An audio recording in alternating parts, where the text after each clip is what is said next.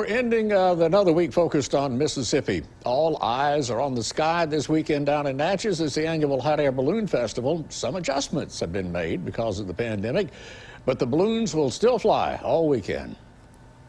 There's something within human nature that compels us to attempt to put back into order as quickly as possible that which has come into disorder. Now, you spill something on the kitchen floor, you quickly clean it up. You get noticed to serve on jury duty, and you quickly try to think of somebody that can get you out of it, so your life won't be disrupted. Bad examples, but that's the idea of trying to carry on what we normally did when there was no pandemic, now that there is a pandemic. You have to have some sense of order in the midst of the disorder that having to try to dodge an invisible enemy does to our heads. Well, look up, my friends. Not necessarily for guidance from above, although that may be helpful too, but I was thinking more of looking up and watching something that, in an orderly fashion, happens every year in Natchez, the Hot Air Balloon Festival. The balloons are really frightening vehicles in which to travel when you think about it. I mean, there's no motor other than the speed of the wind. There's no steering other than the direction of the wind. And the only control the pilot has is to either go up or down. But as they do so, they can skillfully catch the invisible currents of air at different heights that are moving slightly to the right or left of the air current below or above it.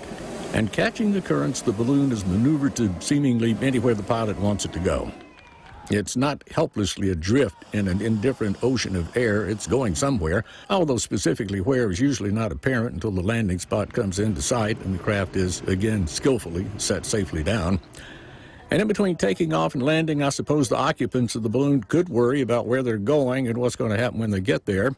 But instead, they paint the sky with color and give visibility to the invisible air by floating on its currents. But when you get about 500 feet up on your first flight, it'll scare the gajibers out of you until you land safely and climb out of the basket and put your feet on solid ground. And then you hear yourself asking the pilot, "Hey, can I go up again?" Yeah, those flights in Natchez are around sunrise and sunset through Sunday morning, and then tonight and tomorrow night's balloon glow. Well, they're scattered all over town, but there's a sure bet you're going to see a gang of them on the bluff in downtown Natchez.